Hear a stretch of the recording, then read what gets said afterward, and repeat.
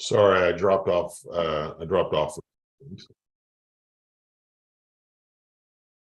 Okay, may proceed. Your Honor, I apologize, I dropped off too. Could you please let me Yeah. apologize? And we're continuing the rebuttal test, or we're starting the rebuttal testimony presented by the plaintiff. The defendant has rested. Your Honor, I'm really sorry. I just got kicked out again. Log right back in. Okay.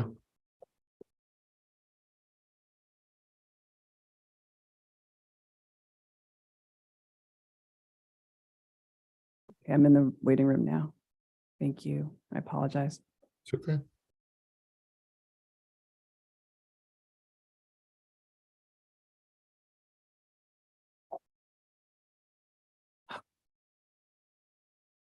I'm so sorry. I got kicked out again.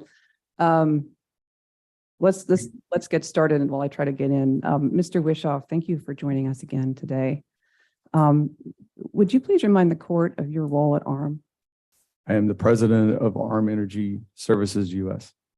Okay, and do you have experience purchasing crude oil from gathering systems? Yes, we do. And that include in the Permian Basin? Yes, it does. Okay. And which gathering systems in the Permian Basin have you shipped crude oil on? We've shipped or more often purchased off of gathering systems, Oryx, New Star, Salt Creek, among others. Okay. Do you also have experience shipping crude oil down long-haul pipelines like the EPIC crude pipeline? Yes, we do. Okay, and besides EPIC, what pipelines have you shipped on out of the Permian Basin? Magellan's, BridgeTex, and Longhorn pipelines, Enterprise, Midland Echo, among others. Okay. And we've been talking a lot in this proceeding about gathering system infrastructure and pipeline batching and tankage. And I'd like to orient just a bit by taking a look at a graphic. Ellen, could you put up the demonstrative about the gathering system?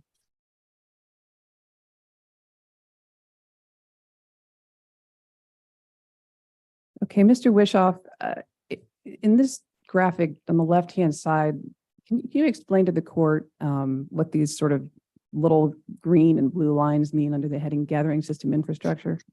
Yes, these are the pipelines, usually smaller pipelines that reach out back to the wellheads where the hydrocarbon is reaching the surface. There's usually multiple wellheads, multiple pipes, and hence the term that they are gathered into the system. Okay. And does the gathering system have a sense, once a well has been drilled and completed, for what kind of crude is going to be coming out of it? Yes, often before the well is even drilled, there's a good sense of what the area is producing, quality-wise, et cetera. And how do gathering systems kind of use that information and how they're configured? Each gathering system makes their own decision on how they want to manage their system, whether it be together, common, segregated, et cetera. Okay. And are you familiar with gathering systems that handle multiple grades of crude? Yes. Okay. Can you give some examples? Yeah, most of the gathering systems, to my knowledge, handle different qualities. It's just a difference in the way they choose to handle the output on the other end. But there's different qualities all across systems, especially the larger ones. Okay. And I want to kind of look, now towards the middle part where you have these big tanks. And first of all, what is a pipeline interconnect to a gathering system? What happens there? An interconnect is where the gathering system is connected to a further downstream pipeline, in this case, where they interconnect to transfer, in this example, crude oil from one gathering system to a pipeline. Okay. And you see over these tanks, there's two words, operational storage. Yes. Can you explain your commercial understanding of what operational storage is? Operational storage is the storage needed to facilitate flows across the pipeline, typically in a month or so time frame. Okay, and is that maintained by the pipeline? Yes. Okay, and so can you just walk us through when crude oil is coming off of the gathering system, what is it doing with this operational storage? The crude is gathered from the wellhead on the gathering system. It often goes in a tank on the gathering system to where it is then flown into the downstream pipeline. That pipeline then puts it into their tankage until they're ready to ship it further downstream. And commercially, does operational storage often involve, tanks for different types of crude? They can maintain if there's different services, tanks for different types of crude, yes. Okay. And turning kind of to the right part of the graphic, we've talked a lot about batching in this proceeding. What is batching and how do these tanks factor into that? So batching is when you ultimately flow, the operator ultimately flows the crude oil down to the destination points. And a batch is the volume that they're flowing down. So the crude would go into the tank until they reach a minimum, if you will, amount of volume that they then batch to the downstream portion. Okay. And have you heard the term common stream before? Do you have a commercial understanding of what that is? Yes. And what is that? Common stream means that multiple producers, multiple gathering systems in a range of quality specifications can flow into a pipe, a tank, et cetera, as long as they meet that general range of expectations. And then what happens at the other end of the pipe with common stream? You get an aggregation of all of the aforementioned product that goes into that. So anything within the specified range for the common stream? Yes. So is it kind of like a bank where you put in $1 and, when you withdraw the dollar 10 years later, it's not that same dollar, it's just an equivalent product? That's correct. Okay. Have you heard the term segregated batch before? And do you have a commercial understanding of what that means? Yes. And what is that? Segregated batch is often what we refer to as a neat barrel. And it's a very specific, whatever barrel is being given to the pipe, tank, et cetera, that specific barrel with that specific specifications comes out on the other side. For example, if you put a 47.25 into the system, you expect a 47.25 out on the other side. Okay. So it's that's not like a bank. That's literally like moving a specific product from point A to point B. Is that right? That's correct. Okay. And was ARM wanting, and under ARM's contract with Medallion, was it entitled to common stream or segregated batching? Common stream. Okay. And we've talked a little bit about the role of line fill too. Can you explain to the court just briefly what the function of line fill is? Yeah, so the line fill is for both the pipeline and for the tanks. There needs to be a minimum level of crude oil in this example in the pipe or in the tank already for it to be operational. If you put crude oil into one end of the pipe, there has to be crude oil already in the pipe to get crude oil on the other end of the pipe. So it provides pressure support and flow support for the pipe. So my colleague, Mr. Scheck, has likened line fill to like the water on a water slide. Does that sound about right to you? I think that's a good example. Without the water, you wouldn't slide down the slide. Got it. Thank you. I want to come back to the EPIC crude tariff, which you talked about a bit in your direct. This is PX4. And let's start at Exhibit B, which we've seen a lot during this proceeding. It's on page 33. And I want to look again at the definition of WTL. It's Permian Common Stream 2. And to the left, it states that it's a common stream product. Do you see that? Yes. Okay. And if we could go to page 4, I want to look at the definition of common stream. Am I reading correctly that this means product that is moved through the pipeline and which is or may be commingled or intermixed with product of like quality and characteristics? Yes. Okay. Is that consistent with your commercial understanding of what common stream is? Yes, it is. Okay. I want to take a look now at page 9 at the definition of segregated batch.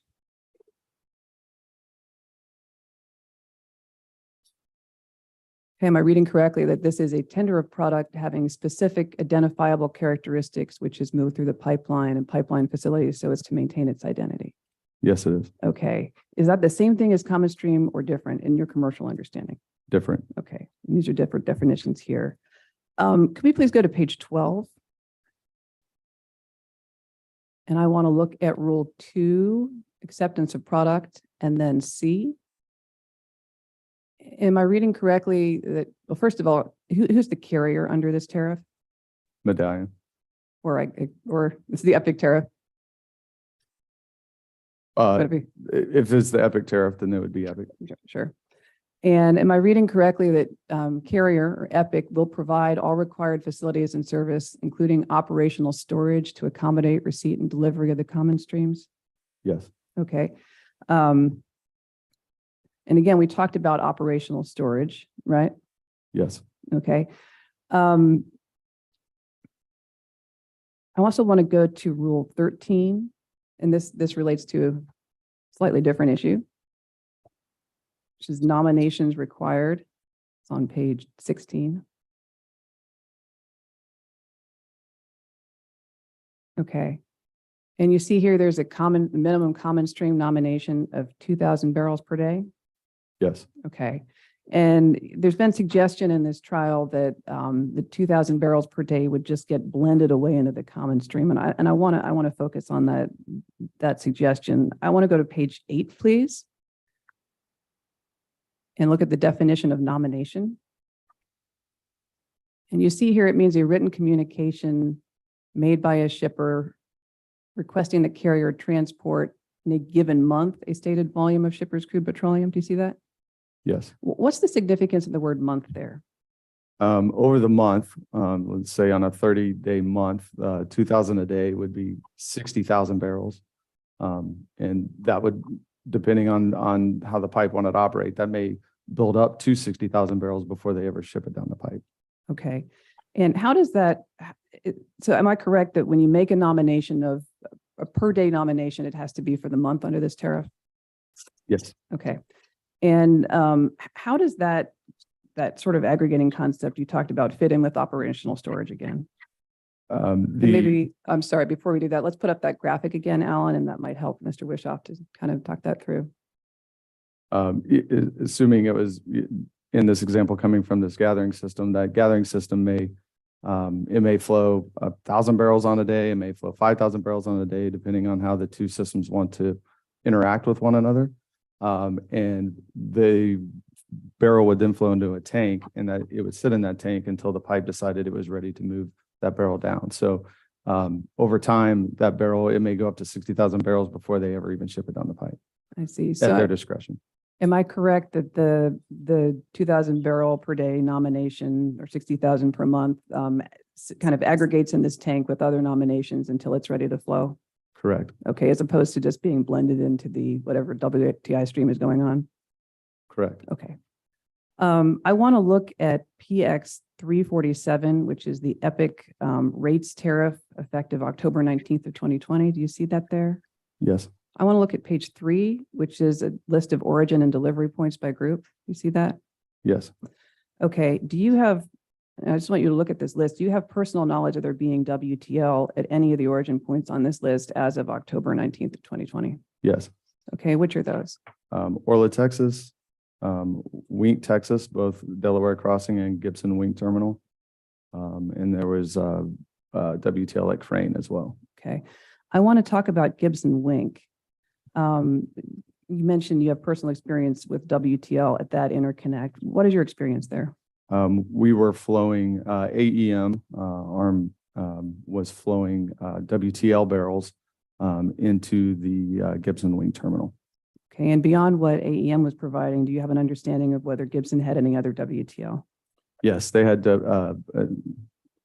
much WTL, and they were looking to sell their WTL or buy heavier API quality to blend their too much WTL down. You also mentioned Delaware Crossing. What is your experience with WTL at Delaware Crossing? Yes, so Delaware Crossing, there was a tank farm where Salt Creek Midstream had a services agreement. The crude oil off Delaware Crossing was going into one tank that was WTI quality, and then Salt Creek had WTL going into the other tank. Since Epic wasn't receiving it, it was going into the Endeavor pipeline. Okay. Now, Mr. Carter made the point with you in your cross-examination that at least at this time, the Delaware crossing tariff did not actually have a WTL specification. How can you kind of reconcile those two things? I think as we discussed, there's the gathering systems often have tariff to the most stringent quality, and they can be amended from a crude oil gathering agreement or a services agreement. Salt Creek had a services agreement for that tank farm. And just so I understand what you're saying, are you saying essentially the tariff is kind of a floor regarding the services that might be provided, but a gathering system may go, I guess it's called off spec if it deems worthwhile? Yes. Okay. We could go to PX 350. And this is a tariff for the Flintlock Pipeline LLC. Do you see that? Yes. Effective October 1st of 2020. Yes. Your Honor, this is one of the third-party internet documents that was sent to me at 8 o'clock this morning. I object to this. Response? This is a public document by the Railroad Commission of Texas, and it contains a WTL spec on the Gibson interconnect. It's directly relevant to the issues in this case. I'm going to go ahead and at this point sustain the objection. I'm going to go ahead and sustain the objection. And Your Honor, this rebuts a specific statement by Mr. Lentz that there was no WTL at the Gibson interconnect. Your Honor, it doesn't, first of all, and second of all, this witness doesn't have any foundation or personal knowledge to speak to testify about this anyway. It's not his document. He's not on it. It's just pure hearsay. It's a public record. That's not been proven. At this point, the objection is sustained. Let's take a look at the DX 551, which is the Epic rates tariff dated February 1st of 2021. And if we could look at page 3. Do you see the entry for SCM Crude LLC at Orla? Yes. Okay, and what does that refer to? Salt Creek midstream Okay. crude. Now, do you have personal knowledge of WTL being available on the Salt Creek system? Yes. Okay, and how do you come by that knowledge? AEM was initially, ARM, once again, was initially buying the crude oil from Taprock. When Taprock, among others, Cause, et cetera, but when Taprock, when Epic was not going to accept crude at the original stated WTL at the original stated time, that crude began flowing into Plains. Okay. And was this during the time that the agreements were being performed? Yes. Okay. Pass the witness. A cross? Yes, Your Honor. Mr. Wishoff, when your optimization group existed, your job was to manage trading risk that would be in the ARM portfolio, right? Yes. Your background is as an energy trader, right? Yes. You were a trader for Dynegy and then Chevron, then EDF Trading, then Freepoint Commodities before coming to ARM, right? Yes. You work for ARM Energy Management, not ARM Midstream, right? Correct. When you testified at the outset of this trial, you said that ARM Midstream is an infrastructure company that collects fees for leasing of their infrastructure. Do you recall that? Yes. You testified that ARM Energy Management, which you work for, does not own infrastructure. You said we are buyers and sellers of commodities, correct? Correct. You are a marketer, not a pipeline operations person, right? Correct. You have never written a common carrier pipeline tariff, right? Correct. You are not an expert in the law around what a common carrier pipeline can and cannot do consistent with this tariff, right? As far as the law, no, but as a commercial operator, commercially, I'm familiar with what we receive and do not receive. Right. You've never done that from the pipeline side, have you? Correct. You have never operated a gathering system, right? Correct. You've never operated a long haul pipe, right? Correct. You've never evaluated line fill requirements for a tank, right? Correct. You've never managed batching of different grades of crude oil on a single pipeline, right? Correct. To be clear, ARM and Glencore had no tanks to store WTL by a connecting point into the EPIC pipeline, right? We were relying on the operational storage, yes. Do you recall that in your deposition in this case, I asked you how EPIC was going to ship multiple types of common streams and not have them all intermixed? I don't recall the details, no. Your answer was that you would be guessing about what EPIC did and did not do to allow that to happen, and that you didn't know the inner workings. Does that sound right to you? Reasonable, yes. Yeah. EPIC had to have operational storage in order to flow both WTI and WTL, right? My commercial belief, yes. Okay. In order to flow WTL and WTI on the same pipeline, EPIC needed operational storage in order to hold the WTL when the WTI went by, and to hold the WTI when the WTL went by, right?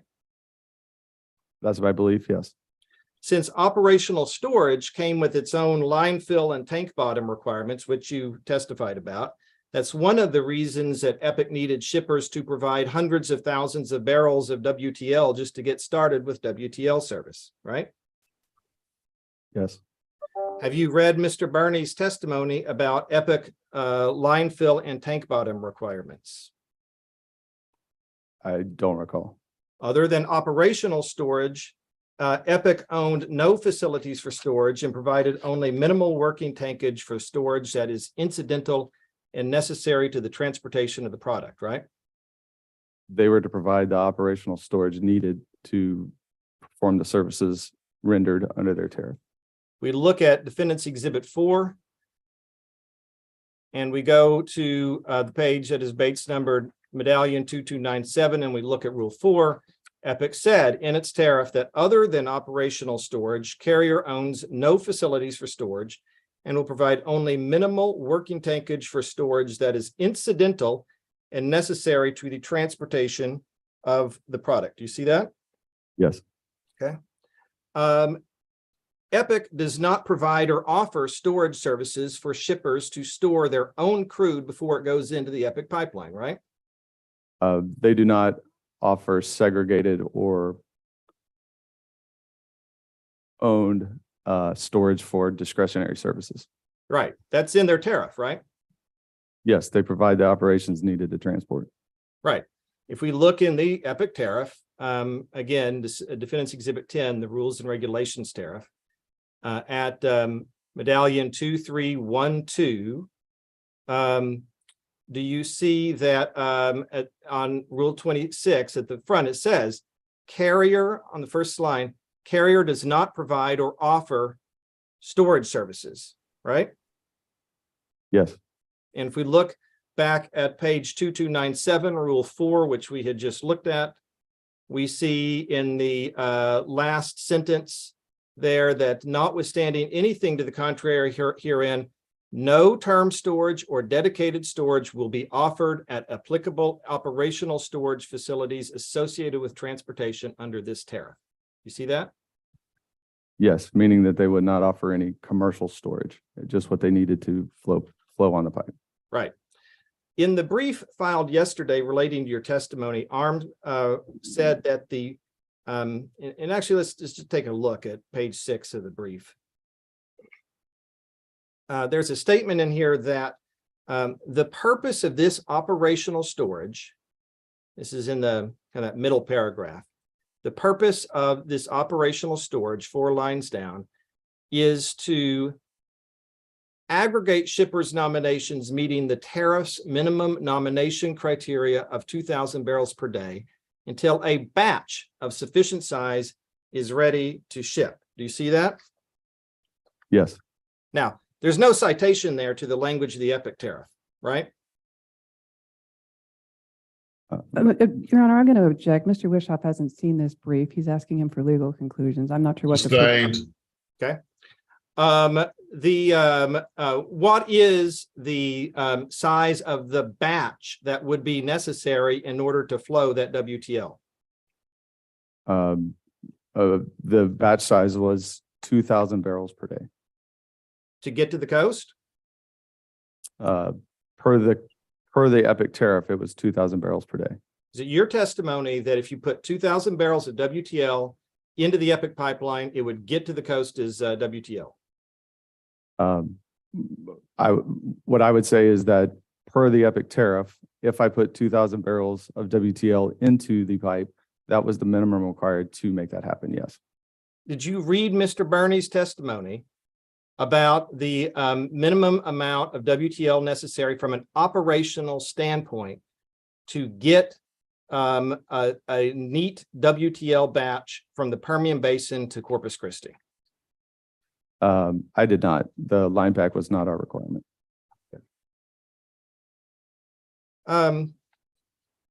Let's look at, Ms. She looked with you a little bit at EPIC local rates tariffs. Let's look at the Defendants Exhibit 12, the April 1, 2020 EPIC local rates tariff. And let's go to the, I think it's the third page. It's got the locations. You testified that there was WTL around Wink. You did not testify, however, that you're not meaning to testify that the Delaware Crossing interconnection, that is the only interconnection listed into Wink, had WTL in its tariff, right? Could you repeat the question, please? You testified in response to Ms. She, right, that the Delaware Crossing pipeline, that is the only pipeline connection into Wink in the EPIC pipeline, did not have WTL in its tariff at this time, correct? Their tariff stated WTI. However, there was WTL going into the Delaware Crossing tank off of Salt Creek. Yes, their tariff said WTI, right? Yes. Okay. You had no involvement in the drafting of that tariff, correct? Correct. Because you're not a pipeline operations person, right? Correct. If we look here at Orla, you said there's WTL around Orla. The only pipeline connection, there is no pipeline connection listed at this point around Orla into the EPIC pipeline, right? As of April 1, no. Right. There's only a truck unloading facility, right? Yes. And that has a number 1 next to it, which means it's not in service, right? I'm not sure what that 1 means. Okay, if we go to the next page, we can see that 1 is not yet in service. Do you see that? Yes. Okay, you mentioned Crane. Let's look at the Crane pipeline connections. You're not aware of any of the Crane pipeline connections having WTL service in the tariffs for those pipelines, correct? I believe at some point Oryx had WTI and WTL. Right. And if we look at the Oryx interconnection that is listed there, and you had mentioned Oryx in your when you were being asked questions by Ms. She, you see again, there's that number 1. You see that? Yes. All right. The Oryx interconnection was not in service, correct? At this time, yes. Right. And in fact, the Oryx interconnect never went into service into the EPIC pipeline, right? I think it did at some point, but it may not have. Okay.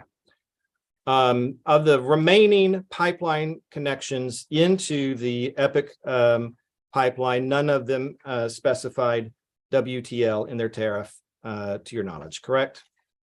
In April, it did not, and we did not believe that we were going to be flowing WTL at that time because we were told they would not be accepting it.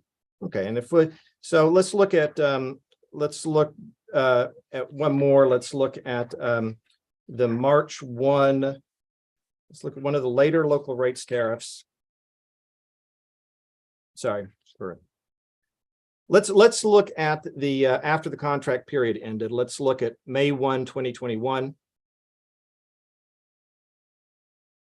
And let's look at Defendants Exhibit 553. You see that this is the May 1, 2021 EPIC local rates tariff. Yes. Okay.